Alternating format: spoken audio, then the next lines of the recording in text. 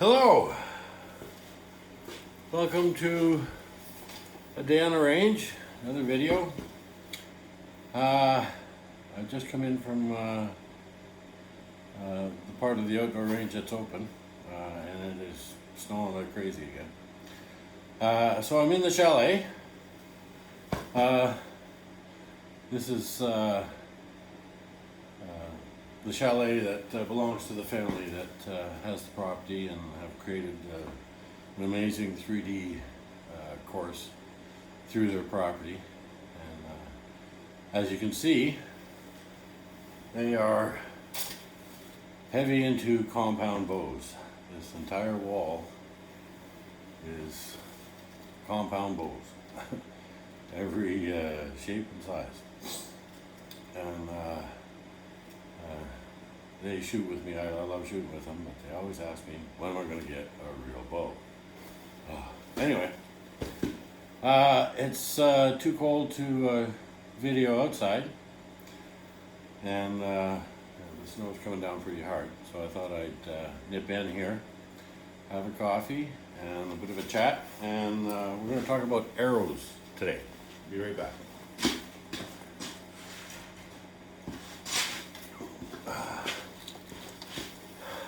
Anyway, the arrows that I'm shooting for my longbow, as I've explained before, are wooden. They're 32 inches long, and I don't have the scale handy, but they're a little bit heavier than my carbon arrows. They're also 1 inch longer. They are tipped with iron field tips and fletched with 5-inch turkey feather, and then a plastic knock. These are not the most expensive arrows. These are extremely cheap arrows.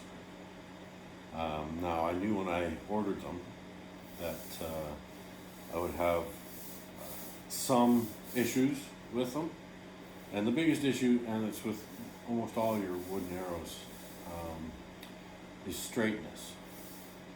And they say you got to buy 100 shafts to get, a dozen that'll be straight, and they're not far off.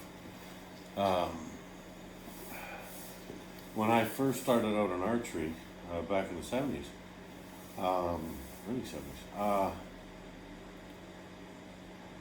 70s, wooden arrows was the main thing, and you could get them at most sporting goods stores. And they're of relatively good quality. You paid maybe $2 an arrow for a nice one. That was, good money, especially for a 15-year-old. But it was worth it. Now, having said that, these arrows are fairly good. I've managed to narrow down the straight ones. So, and those are the ones that I shoot mostly. There's 5 that are very nice and straight. 2 more that are okay, and the rest are kind of spare parts. But I carry them in my quiver anyway, just in case. Now, having said that, there are some really good arrows out there. I haven't yet, because right now things are really slowed down with the COVID situation. Canada Post is losing a lot of their people. They have to stay home and quarantine because they've tested positive with COVID, and that is slowing everything down. I was going to order a dozen Siberian spruce arrows from Merlin Archery in England, and that's still the plan, but it's kind of on hold right now. I could order them, but I'll never get them. It'll probably be 2 months before I see them. So I'd rather wait until things calm down. These are fine for what I'm shooting right now. Most of it's just practice. Just making sure I get out on the range, shoot some arrows. I like to average 100 arrows a day. Today it was really cold, and I got in about 35 arrows before I gave it up. But as we say here in Canada, spring is coming. So hopefully,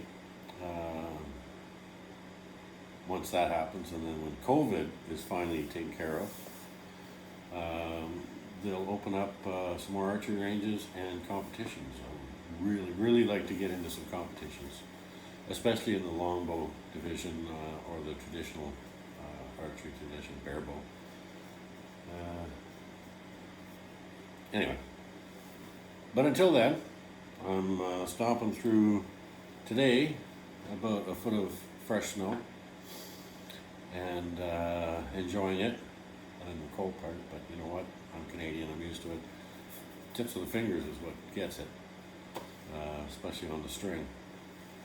So anyway, back to the arrows. Now, as I said, these are fine for what I'm doing right now. Would not take them into competition. That's where, you know, accuracy and everything, it's not just shooting, you know, the archer. Everything has to be in tune. Your bow has to be in tune, your arrows have to fly nice and straight. Doesn't necessarily mean you're always going to hit center every time, but it sure does help the odds. So, that's the wooden arrow. I've spoken about the carbon arrows that I have, and these weren't that expensive either, but the thing about carbon arrows is they make them fairly straight. These were guaranteed plus or minus 0.003 on how straight they are, and that is amazing, even for cheap arrows. So, you know, and they're beautiful. They all do the same thing. There isn't a wobble in any of them. They have the turkey feather, but it's the 3-inch turkey feather rather than the 5-inch. You can see the big difference in the fletching. And as I said, these are a little bit longer. Now, these are 31-inch. You can get them shorter, you can even get them longer. For me, they're perfect for my 30.5-inch draw length. And these are 400 spine, which means they're pretty close to the stiffness I need for my recurve, and damn close to what I would use for my longbow, especially with my shelf cut to close to center or near center. I don't have to worry about trying to wrap the arrow around the bow. The spine strength is the flexibility. Again, this information is for my friends and family. Hello. Not so much archers that would be watching this. Or, you know, maybe for beginning archers. The nice thing about carbon arrows is, other than the fletching, and you can even remove the fletching too if you need to change it out, but the tips are interchangeable. This is a bullet nose, and it's, I think, about 100 grain, and I can change this out for a field tip that's heavier, or I can put an insert inside, elongated insert, which will weight the end. And I can do the same on the other side, you know, where the nock is. And everything's designed to try and tune the arrow so it's not doing anything stupid on the way down the range to the target. You want that arrow to be nice and straight. So, and with longbows and traditional archery, traditional bows, you're always going to get that nice arc, okay, as your arrow heads down range. Not so these guys.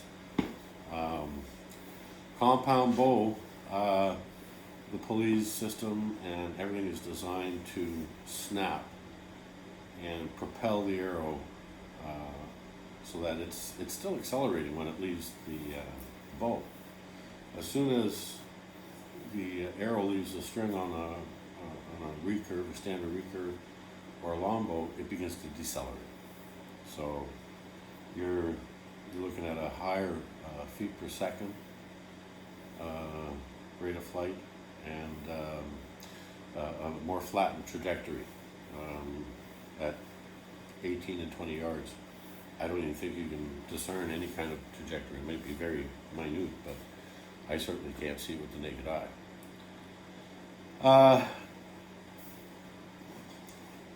I don't get too concerned about the fact that with longbows, I'm pretty sure in most competitions you have to use a wooden arrow. I'd rather spend the money and get a really good wooden dozen wooden arrows. Anyway, it's just something. It's just something to having a wooden arrow with a longbow. You can get carbons that are thicker than this. This is 11/32 in diameter, and this is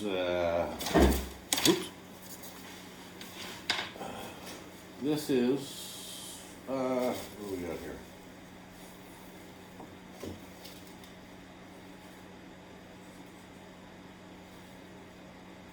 About a quarter inch. Maybe a tad more. Now, I'm not sure if I can get wooden arrows that thin. You can get thicker carbon arrows, and then they wrap them with a wood grain wrap, which makes them look like they're wooden arrows, but they're not. So that's something I'm going to have to work on. Is one. Saving some money up to get some half decent wooden arrows, and keeping up the practice. Like I said, hopefully pretty soon, a few months, it may take longer. I'm not going to hold my breath, but hopefully at some point, all this madness will end, and we'll be able to get back to doing the things we love, seeing the people we love, and I'll be able to get into some competitions. Ready or not, once they open up, I'm going. I'm curious to see how well I do stacked against other archers. Anyway, that's it for today. Good shooting, stay safe, stay healthy, and we'll talk to you again. Bye.